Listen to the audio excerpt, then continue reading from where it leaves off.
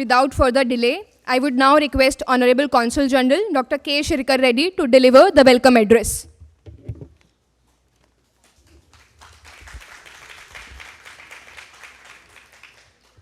Honorable Union Minister of Finance and Corporate Affairs, Madam Nirmala Sitharaman, Ambassador of India, His Excellency Vinay Quatra, Finance Secretary Ajay Seth, and other members of the high-level Indian delegation, Mr. Raj Salwan, Honorable Mayor of Fremont, other elected representatives in the Bay Area, my colleagues from the Consulate and Embassy, friends from the media, ladies and gentlemen, namaste, good evening.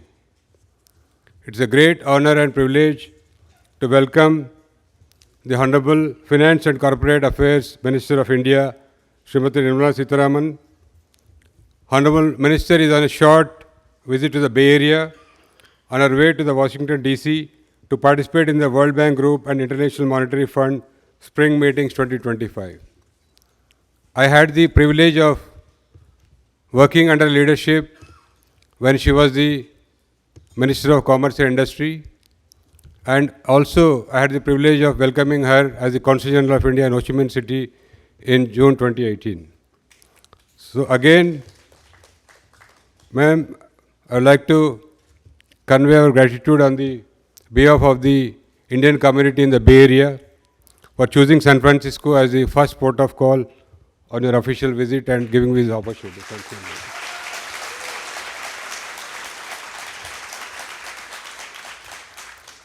I also extend a warm welcome to Ambassador of India, Sri Vinay Quatra, who is visiting the Bay Area for the first time after assuming charge as the Ambassador of India in August last year. Ma'am, Bay Area is home to 500,000 members of the Indian diaspora, which is about 10% of the estimated 5 million strong Indian diaspora in the United States. And the diaspora in the Bay Area is recognized for its achievements in various fields, including technology, business, academia, and culture.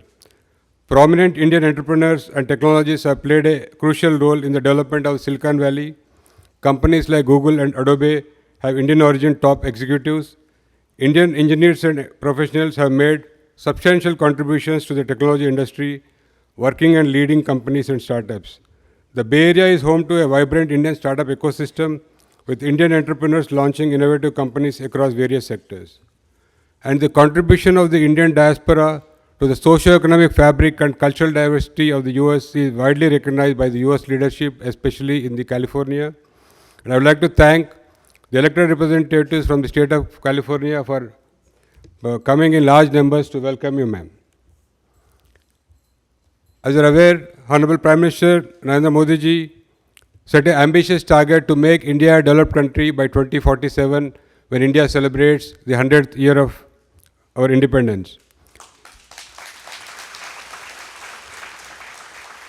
To achieve this ambitious goal, as Finance Minister, Srimati Nirmala Sitharaman is playing a key role in guiding India through an exciting phase of economic growth and transformation.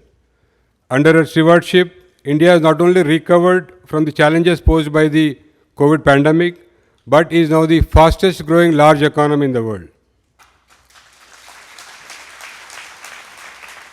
Her visionary approach to economic reforms, focused on innovation, sustainability and inclusive growth, is paving the way for a brighter future for all Indians.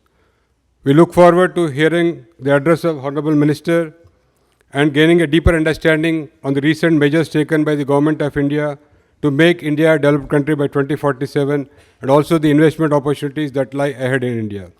I conclude by again welcoming the Honorable Minister and the high-level official delegation and also our Ambassador to the Bay Area on behalf of the Indian community in California. Thank you. Thank you, CG sir, for your gracious remarks. Once again, a warm welcome to Minister Madam, Ambassador sir, and the members of the accompanying delegation. Moving forward, we are honored to have with us a number of esteemed elected officials this evening. We sincerely thank them for taking time out of their busy schedules to join us. First, I would like to call upon Honorable Mayor of Fremont, Mr. Raj Salwan. May I invite him on stage and say a few words.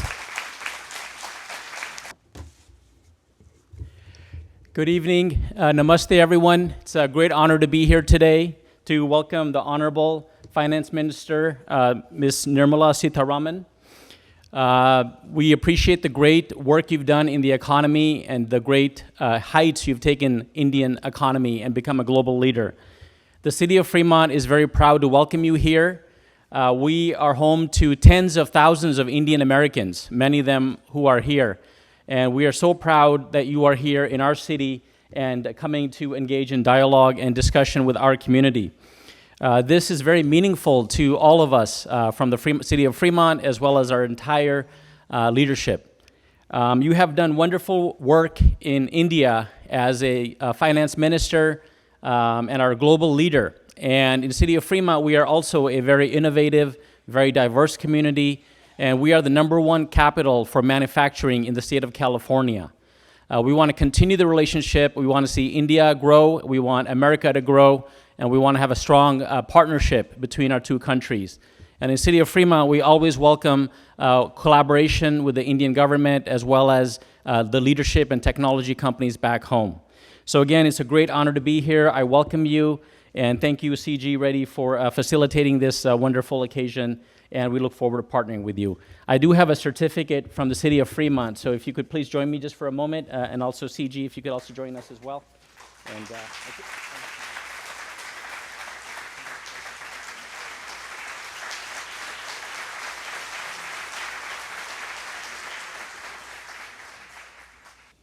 Once again, thank you, everyone. Ladies and gentlemen, I would now invite Honorable Ambassador of India to the United States, Shri Vinay Mohan Kwatra, on stage to address the gathering and share his insights. Please welcome him with a huge round of applause.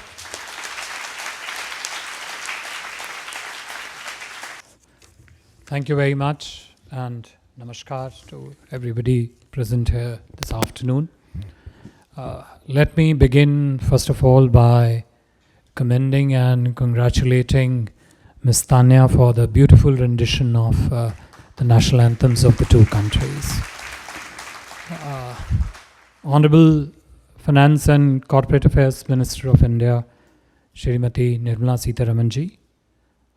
We also have with us Finance Secretary Shri Ajit Seth, Consul General Shrikar Reddy, Raj Salwan ji, the Mayor of Fremont, and the other elected officials who have taken time off from their busy schedule, making it a bit of a working Sunday for themselves, and being here this afternoon. Friends, ladies and gentlemen, namaskar and good evening to all of you. It's a great pleasure for me personally to be here with you today. This is not just a special occasion because I'm visiting the Bay Area for the first time in my official capacity, but the occasion is doubly special because on this very first visit, we also have the golden opportunity of welcoming Minister of Finance, Nirmala Sitharaman ji, to the Bay Area. Welcome, ma'am. Let me also thank all of you, as I said, for taking time out and being here in such large numbers. Clearly demonstrates, despite the pressures of on your time, the deep and robust commitment that you hold to your own motherland, and I think your presence here is a manifestation of that. So thank you very much for that. Very briefly it's natural because a lot of media commentary flying around everywhere in terms of what is happening in the space relating to India-US relationship, of which you are really a critical and essential part in many ways. So just to very briefly share with you that India-US ties, which are comprehensive strategic ties, remain highly robust, dynamic, forward-leaning, and registering strong growth across all domains. I mean, any sector of human economic endeavor that you can think of, you will find a very robust bilateral partnership going on between our two economies, two societies, and the two governments. And that currently is topped by a strong friendship between the President of the United States, Mr. Donald Trump, and the Prime Minister of India, Shri Narendra Modi ji.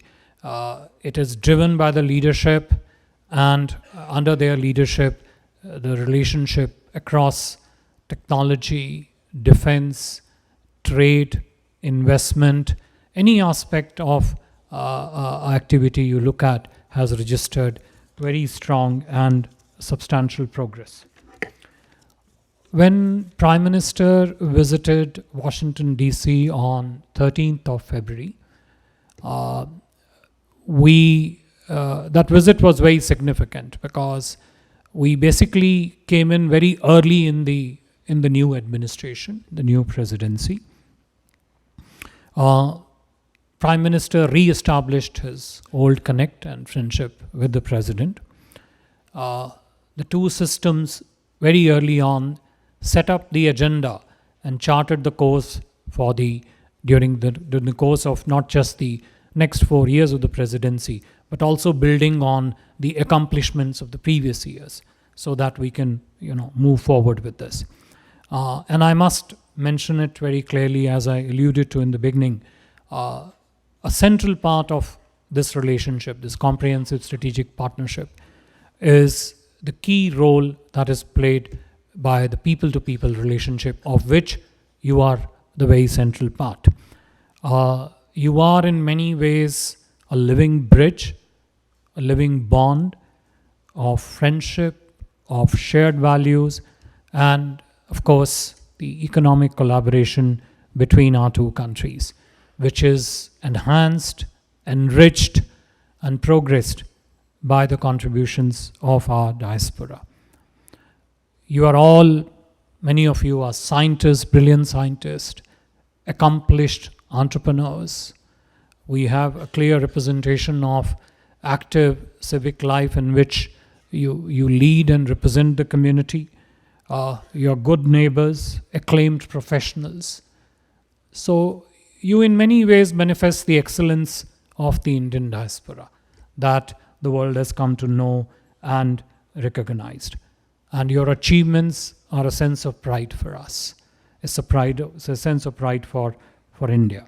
We congratulate you and thank you, in fact, for your accomplishment, because your accomplishment enrich the relationships in many ways. But the drive and the purpose that you represent is not just a mundane drive and purpose. I think it's underwritten by strong values of respect. Respect for your tradition, respect for your culture, respect for your civilization. And that's what really make them absolutely rock solid in terms of value to the relationship. It is one of your greatest strength, which is the unity and the ability to preserve and promote the rich cultural heritage, and while at the same time embracing the opportunities and sometimes the challenges that you face here. You as a community, you lay a strong emphasis on education, hard work, family values, which ultimately pay a strong foundation for collective success and achievement. You've also built robust networks of support and collaboration. But I think what is critical is that when you build communities here, in building them, you somewhere embed distilled a sense of Indianness in building those communities, which then makes it extremely long-lasting as we go forward. Through celebration of your customs, festivals, and traditions, that's how you embed those values into the communities that you build. The Government of India, the Embassy, the Consulate General here, we all recognize your contributions in strengthening the bonds of friendship between our two countries. It is our constant endeavor in all walks of our official activity, even personal and social activity, to stay engaged with you, to stay connected with you, to try and understand what preoccupies your mind on daily basis, and also get your guidance, get your ideas on where are the contribution tangents that we can draw in the India-US relationship, where your contributions, your network becomes increasingly of greater value in building this relationship further. We have, over the years, in the past few years particularly, taken the effort of making this practical. How do we, increase our connectivity with you? So as a result, we now have a feature that even on holidays, weekends, including Sundays, there is always a limited window of hours for which our officials at the consulate and embassy are available. So we are essentially now operating on a 24/7 round-the-clock basis in terms of being available for the needs of the community. A purely practical thing, but I am told that in the Bay Area we'll soon also have a VFS center in San Jose, which would be to essentially receive all consular application. Naturally, it is always will be my urge, request and plea to you to stay connected with the consulate. We will be, as the Prime Minister announced during his last visit to the US, we will be shortly opening our consulates in Los Angeles and Boston, essentially to expand our own network for us to be able to reach out to you. Once again, let me take this opportunity to welcome the Finance Minister to Bay Area. As Consul General said, she had played a sterling leadership in driving the growth and the robustness of the Indian economy that we all experience today, that we all benefit from today in many ways. We would be looking forward to listening to her views. Let me once again thank each one of you for sparing your time and being with her this evening. Thank you very much. Thank you, Ambassador Sir, for your inspiring remarks. And we thank you immensely for your continued leadership in strengthening India-US ties. Ladies and gentlemen, here is the moment we all have been waiting for. It's my distinct honor to now invite the Honorable Minister of Finance and Corporate Affairs, Madam Minister Shrimati Nirmala Sitharaman, to address the gathering. Please welcome her with a huge round of applause.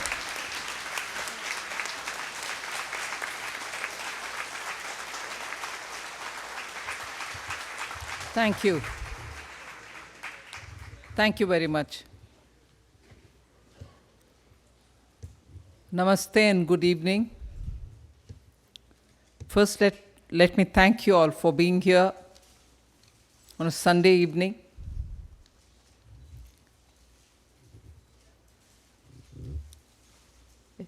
His Excellency, the Ambassador of India in the United States, Vinay Quatraji, Consul General who spoke at the beginning, Mr. Reddy, Finance Secretary who's accompanied me for the World Bank meeting, Ajay Sethi, and a full front row of all officials from the Finance Ministry who have come for various areas of specialization to be with me during the World Bank and IMF meeting. I'm glad that they are here because in our interaction, I'm sure many of your voices giving suggestions or seeking clarification will all be officially documented so that we can pursue it even further after this interaction. It's always a great pleasure for me. I've done this once before in possibly 2022 when I'd come to the Bay Area, met up with a lot of entrepreneurs and also had a Indian diaspora event.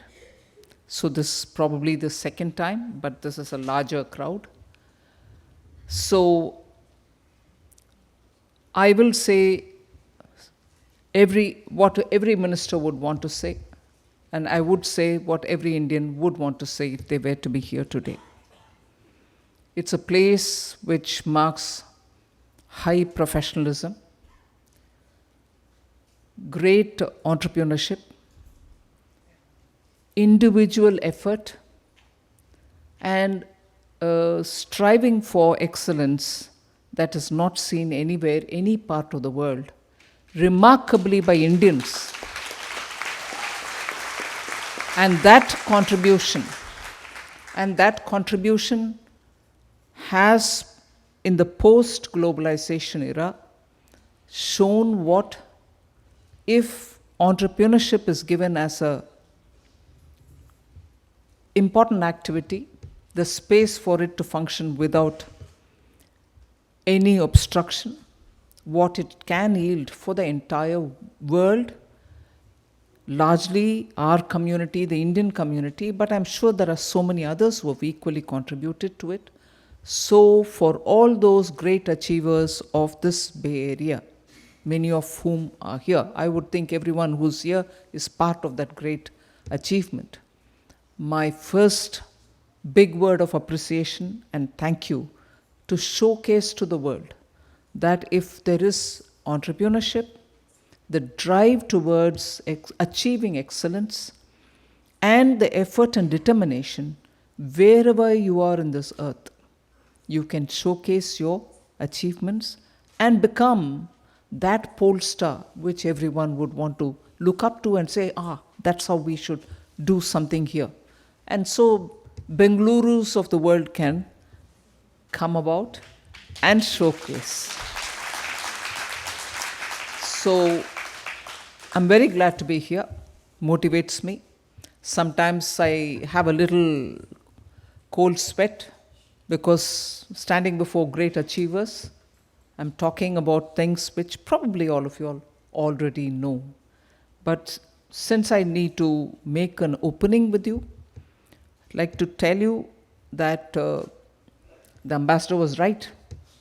Prime Minister makes it a part of every one of his overseas visit to connect with the Indian diaspora, because he thinks that's the most important thing, that India should be able to stand up with sense of pride and connect with each one of you all who are in whichever part of the world doing your best to contribute to the world and therefore stand out as an example. So today, the Indian diaspora is the pivot of many of our foreign policy activity. So everything that the foreign policy, MEA, does has that element into it, not just strategic partnership, not just friends, not just foes, but that element of the Indian diaspora is so important because you make a lot of difference, not just because you stand out there, cheer for India, hold the flag high, and be good citizens in the country where you are, but equally keep a bridge alive with India. It's not just for these reasons. But more importantly, it is through your ideas, your innovation, your new age ways of doing things, your transparent approach to governance, you're laying bare what human beings can do to their maximum if things are made easy around them. All these are today the struggle of many countries, not just India. I want to say this to you. I was transiting via Germany, this visit, and passed through Austria just 10 days ago when I had gone to the UK. The inputs that I get from there tell me very clearly what last 10 years under the Prime Minister's leadership, under Prime Minister Narendra Modi ji's leadership, India is continuously, relentlessly pursuing. Ease of doing business, transparency in governance, simplifying governance, maximum of governance, minimum of government. Such approaches which Prime Minister Modi is known for. we think are the baggage that developing countries, emerging market economies, countries like India which want to come out of their 60, 70 years of lethargy have to do. And therefore it is a story which every emerging market country would tell you, or countries like India would tell you. What surprised me, and this is not a consolation for me, but what surprised me was that in European countries too, which were once upon a time the leaders, imperial forces, they were setting the standards for what governments can do with good, favorable policy for industry, for businesses, for entrepreneurship. They have accumulated so much of undergrowth in their governments. To weed them out is the task which many of the new governments which are elected in the recent past in Europe are going through. So when you hear that, and when you look at Prime Minister Narendra Modi's vision that you do this first to make the country easy to live in, easy to operate in, easy to work in, and therefore make government be present in minimum areas, but governance to be improved, you just think it is therefore not something which India has to do because you were under colonial rule, or India has to do because the pace at which the earlier governments probably didn't do, we have to make up for. But it is today the feature of many, possibly even governments which are developed in developed countries. So the reason why I have to bring that here is, one, the visionary leadership, a stable government, continuing government which gives a sense of support and stability are making the difference for India. Stability in government, stability in policy, stability in taxation policies particularly, and making sure that the corruption at the higher levels are all removed. These are the kind of things in which Prime Minister started, and at that time within India the narrative was, well, yes, it's high time we did it because India is suffering for good governance. Without good governance we are suffering. But today, with the global uncertainty because of various different reasons, as they repeatedly say, VUCA, volatility, uncertainty, and an element of not having constancy, and ambiguity, all of which are giving us the feeling that every part of the world is today wondering what is going to happen tomorrow morning. Uncertainties existed always, but not at this scale, not at this frequency, not at this intensity. And as a result, in the last 10 years, what we did for India and sort of lifted it out of that lethargy, you find you're now primed to face the global uncertainties, and therefore you're confident you can pass this season through. And that is the credit which I want to give the Honorable Prime Minister. Relentless pursuit for clean, good governance.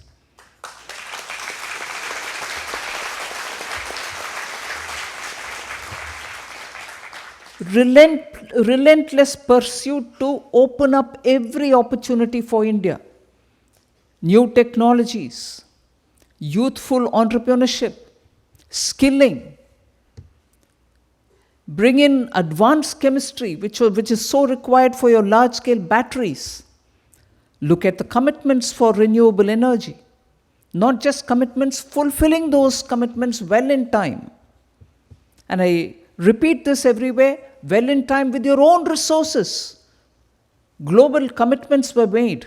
$1 billion so-and-so for every year. Whether that comes or not, it hasn't come is the truth which everybody knows. But we didn't wait. We went about improving. That is why you find that by 2030, the nationally determined commitments which were given for climate action, India is well in time to fulfill each one of them. So, every area has been opened up. India, because we are the largest populous country, our youth population is very high. Job opportunities are being created through government. Employment-linked incentives are being given. In July 2023 budget, we had come up with 4 major supporting first-time employee, supporting and giving subsidies to the employers, making sure we come up with an internship in top 500 companies so that our youth can be exposed to what it takes to get a job, what skills are required, and also enabling states to have such training centers for giving training and upskilling our youth. So, this is one elaboration that I've done, but the productivity-linked incentive scheme, which is offered to 14 different sectors, many of which are newer areas, semiconductors, photovoltaic cells for the solar power, equally supporting startups, giving a fund of funds so that they can benefit from it, as much as looking after the desperately needy poor, not forgetting them. So I can elaborate on each one of these, but I'm sure watching India closely, all of you all are well informed on the subject, so I wouldn't want to elaborate and take your time. I look forward to the interaction. But I would for a minute elaborate on what Ambassador rightly said, since you are here. The India-United States relationship is of a special relationship category. It is a strategic partnership. It's a comprehensive strategic partnership. And since I was in defense earlier, and even now, the kind of decisions that we are taking are well integrating us into the defense areas as well of the United States. And there is something which is kind of a compact where comprehensive capitalization of the opportunities that exist for military partnership and also for accelerating commerce and technology. The compact is also something which is being activated. So it is not just the trade relationship. In United States is the biggest trading partner for India. And that is why in February, when Prime Minister of India came, Shri Narendra Modi ji announced what is today 210 billion trade partnership will touch 500 billion by the year 2030, which is another 5 years only. So it is just not words or MOUs, it's action-related relationship. And in that, the role that the diaspora plays, I see is a very important one. Not just being a live bridge, not just being the center for our foreign policy or for many of our industry policy and so on, but each one of you all have something unique which the Indian diaspora is well known for. You've not lost ground, you've not lost touch, you've not lost memories of India, and you keep that alive, not just with a cultural performance, but in so many different ways. And for that, I appreciate you. And in that, therefore, you're not just going to have to be the bridge. You can mentor startups in India. Where you're ready to fund some of them, you can choose your startups to fund them. You can become commercial and business partners with many of the Indian enterprises which are doing very well today. These are, for a minute, I do not want you all to mistake me when I say this line, but I upfront seek your indulgence. These are not favors that you need to do. You have your love for your village, please do something there. You have your extended family, please do something as you would wish. Those are favors which you want to do. I'm not commenting on that. I'm more seeing the potential for opportunities where you can contribute and gain. And equally give that opportunity for Indians to gain from it, because you can know the psychology. You have that soft skill, you have the technology, you have the innovation, you have the patent. Work with somebody who you think has the potential to translate that patent for a commercial purpose. You benefit, US benefits, India benefits, that particular partner of yours benefits. When we say India is the fastest growing economy, and when the IMF or the World Bank recognizes that India, because of the growth potential, can be India, China, many other such countries, can be the engine to pull the world trade, which is in the negative or just about positive zone. They recognize the potential that exists in India. And by us growing with that potential, we will probably be able to lift that trend which is seen globally because of the various uncertainties, keeping growth low, keeping trade low, but keeping inflation high in some places. And as a result, in some other places, people think, oh, is there going to be a recession? But in this environment, if India is recognized for its potential, the economic strength that it has, if you high-end achievers in this area see the potential to partner with India, individually or commercially, cooperation to cooperation, you benefit, United States of America benefits, India benefits, Indian businesses benefit, and together we are going to have to lift the global trade and growth. I think that's a very big contribution Indian diaspora here can do. I won't take more of your time. I appeal to you to take more interest and partner with India in the areas that you choose, and help our two countries to grow and prosper.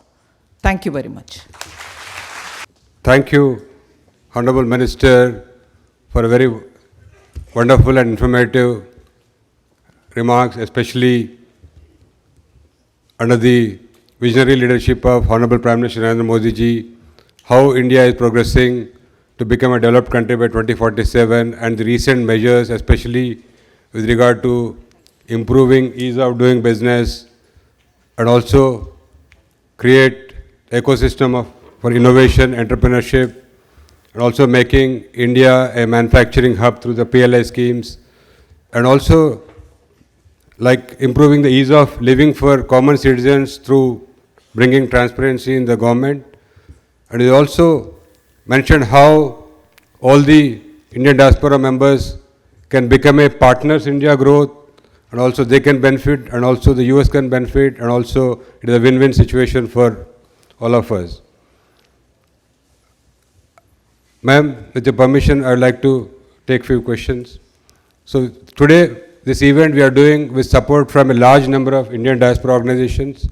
We have received a number of questions, and to be representative, we want to give opportunities to members from various associations, and some questions which are not connected with the finance minister's job, so we have not taken those questions, but I would like to first call upon Mrs. Vijaya Asuri to raise her question. Welcome to Bay Area, ma'am. It's indeed an honor to be in your presence, and from women to women, we are very proud of you. You lead by example, and thank you so much. Thank you. And indeed, it's great to know that you said, yes, our heart is in our motherland, and amazing leaders and entrepreneurs in this room. But this question that we ask always, what is the primary need of the hour right now, where we all can focus? I know the startup revolution is amazing, the IT revolution, the AI, everything is amazing. But besides that, education, focus on women, what is the primary need that you expect some of us at least to focus on? See, actually, the primary focus is Vikasit Bharat 2047. But for which, how do you achieve it? What's the path? Where do you go? Do you pick up on some? You don't pick up on others? I think the budgets, the last two budgets have explained that pathway very clearly. But because you've asked me a specific question, I've come up with 2 or 3 highlights, but there are many others that I can speak about. In the last 2 years, Prime Minister has made it very clear that if you touched upon 4 sections within the country, you would touch upon everybody. And in a sort of way, he called them the castes, the jati. What are the 4 jatis then? What are the 4 castes? He didn't use the word jati, but later on it got interpreted so. Women, the poor, the youth, and the farmer. I'm sure because all of you all have an Indian origin, you will understand why this has a socio-economic message. Economic you understand because Garib, the poor, will have to be attended to. Women will have to be attended to. You want more of them in the workforce. You want them to be educated. You want them to, be independent. You want them to be empowered, so on. The same you would appreciate as to why the farmers have been included in it. Because farmers in India, particularly in the recent past, at least 40 years, there's been fragmentation of land holding. There are no large estates, no big farms. Small holdings and small farmers are the ones, the marginal farmers are the ones who are doing their maximum best to get our grains, get our pulses and so on. So their productivity, how much ever you try to support, beyond a point cannot increase because so many other factors play into it. The land which is fatigued, the fertilizer that you use, and so on. So the small farmer. And the youth, because India's biggest number, which is a big asset for India, and that's why we constantly keep saying demographic dividend. But if you were to address them, every student, and give them the necessary qualification, skilling, upskilling, and the opportunity with access to opportunity. Opportunity may exist, but is the youth able to reach out and go near it? So give them the access for opportunity. That is why he aimed at 4 of these, and that will be the repeat, I would say, in every song that we would have to sing for reaching Vikasit Bharat. Now, do we stop there? Are we just going to give them education? Are they going to be given just skilling? Or is the farmer going to be given some dole? Or is the women also going to be given some? It's just not that. So this is one thing. The other, as I said, there are sectors which have been highlighted as those sunrise sectors, which are so important for us to build our capacities in, because India has shown to the world that it has leadership position in many things, digital public infrastructure, as a result of which people who couldn't think of global market access, one village entrepreneur today is able to touch upon the global market for his wares, for the product that he produces. But who created the digital public infrastructure? Money may be public money, but who created it? It's our own people, the technology experts who did this. We need to now progress more with that kind of a, technology-related things that we need, the knowledge, strength that India has acquired. So not just the sunrise sectors, but also making sure the leadership in providing the globe with those kind of finer skills which India has shown leadership in. So we want to support that. And making sure the fundamental infrastructure for all, digital infrastructure or physical infrastructure, will be invested with public funds. That is why every year you find the capital expenditure going up, and significant increases are happening. So I hope, ma'am, broadly I have touched upon things. These are the focus areas. Focus is normally one, but India's size needs focus at many grounds. Thank you, ma'am. Now I call upon Diya Sethuraman to ask her question. I don't have a question, but I want to say this. Welcome to the Bay Area, Honorable Minister of Finance, here, Srimati Nirmala Sitharaman ji.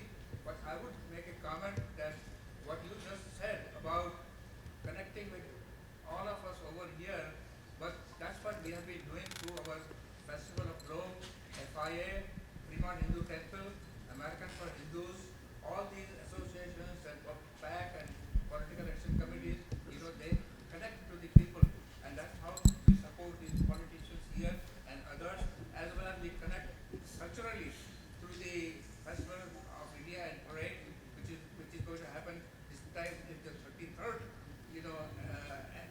parade. We have been doing it for 32 years, and that's the biggest parade in the whole of the America.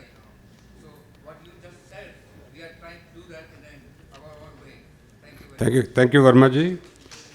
Now I call upon Chandrasekhar Azad to ask his question. Hello. Thank you, Dr. Srikar Reddy Garu, for making this possible, connecting the Indian diaspora with Indian government. Madam, thank you very much for the insightful information. My name is Chandrasekhar Azad, representing Spandana Foundation and Hindu Community Cultural Center in Livermore Temple. The question I have is, how does India plan to overcome the fiscal deficit? Do you foresee in near future, maybe next 10 years, anywhere the budgetary surplus on the horizon? Thank you.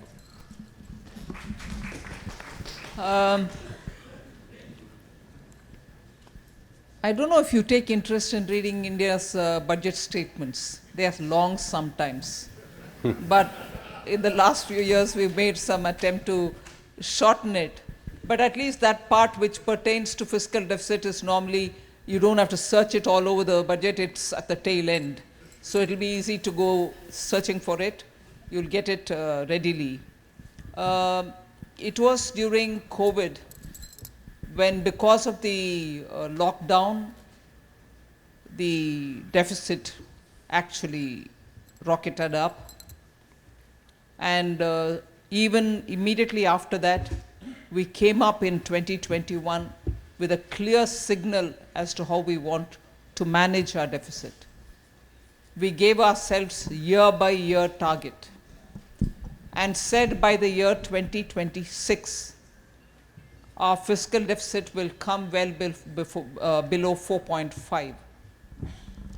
And that is exactly what we've been following without fail each year. Now, will India be able to achieve the goals it set for itself on fiscal deficit, or will it manage its finances prudentially, is a question which, if you ask under Prime Minister Modi's government, the answer will be more than an affirmative. He is somebody who is very conscious that money has to be spent, yes, particularly to help those who are needy. But every taxpayer paisa will have to go to the right cause, be spent properly, and you should get the bang for the buck, is something which even as a Chief Minister in Gujarat, Prime Minister Modi had followed, and that's the principle with which he's running the government even now. And therefore, there is just no question of fiscal deficit going out of control. If anything, the glide path that was given has been very sincerely being followed. This year, in the RE, we said we'll touch 4.7, 4.8, and what was said in the RE is what is actually going to be achieved. And that's also part of what we announced in 2021, and the coming year we should reach below 4.5. But this is just not a statement. It is also shown in the way we are managing our debt. Immediately after COVID, our debt position was such that we went over 62% to the GDP. Now, within 4 years, we have brought that down to 57.4% of the GDP. So, within 4 years, you see clear steps being taken to bring the debt to GDP number to an acceptable level. And in the July budget, we have very clearly said by 2030, the debt to GDP will come closer to 50%, where it reached 61% or some closer to 61.4. We have given a statement saying we'll bring that down before 2030, closer to 50%, whilst even well-developed countries have over 100% debt to their GDP. And that's how we are managing ours. So if your concern is well taken, and I'm giving you the response to how we are managing it. Thank you. Thank you, ma'am. Mr. Sunil Varghese. Good evening, ma'am. Warm welcome to Bay Area. My name is Sunil Varghese, the president of Malayali Association Northern California, Mangha. My question is related to one of the hot topic which has been going on since last couple of weeks regarding the reciprocal tariff. Can you please provide your input and thoughts around how this is going to impact Indian economy? Thank you. I thought somewhat I did mention it during my opening remarks. We are one of the countries which actively engaged with the new administration in the United States of America to see how best we can get a bilateral trade agreement done. Equally, the priority that we gave to engage with the government here is more than obviously seen with Prime Minister himself visiting United States in February. You've had the Commerce and Trade Minister come. I've come here because I also have the IMF and World Bank meeting, but I'm scheduled to meet the Treasury Secretary, my counterpart here. So the keenness with which we are engaging with the US administration, and even as I talk, I think the Vice President of United States of America is in India. He will be engaging with the Prime Minister hopefully this evening or tomorrow. In between all this, the additional USTR had visited India to see the progress or to engage with the negotiating team who's dealing with the tariff-related negotiation and with the bilateral trade agreement that we want to sign.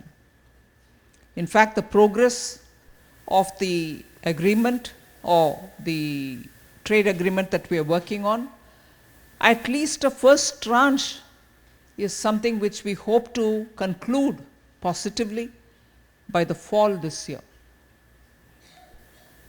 If there was a representative going to any country to talk the details of trade, it is with India that there was an officer sent at the highest level from the USTR's office.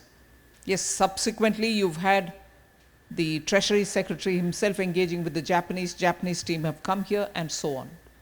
So the long and short of engaging with the US is not just for tariff-related, this reciprocal tariff-related matter, but in the interest of keeping an agreement in mind and in the interest of our largest trading partner with whom we need to have an agreement, we are working in order that by fall this year, we should at least have the first phase of the agreement signed.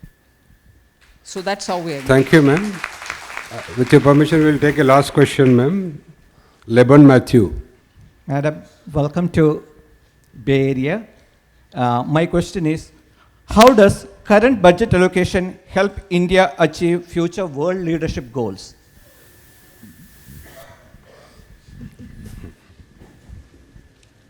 Why should just the budget be the subject there then? Huh? Our achievements with the startups, our achievement to the space sector, our achievements post, let us say, 2022 in the semiconductor area, and also in the renewable energy space, with us coming up with a small modular nuclear energy as an alternative, because the GCCs are coming in a very big way to India. You need the base energy.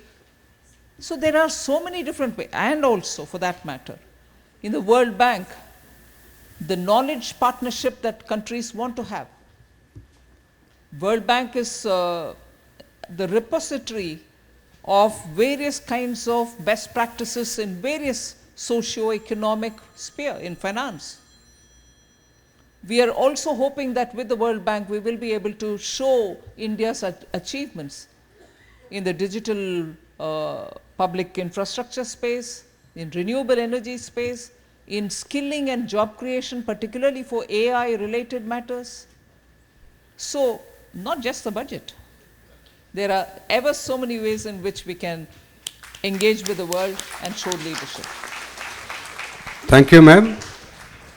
I would like to thank Honorable Finance and Corporate Affairs Minister of India, Srimati Nirmala Sitharaman, our Ambassador, Vinay Kwatra ji, Finance Secretary, and all the other delegation members and the Indian community members, elected representatives, for coming here, especially ma'am. Thank you very much for sparing your time, especially she has just landed around 12:40, but still she has agreed to come and interact with the Indian diaspora.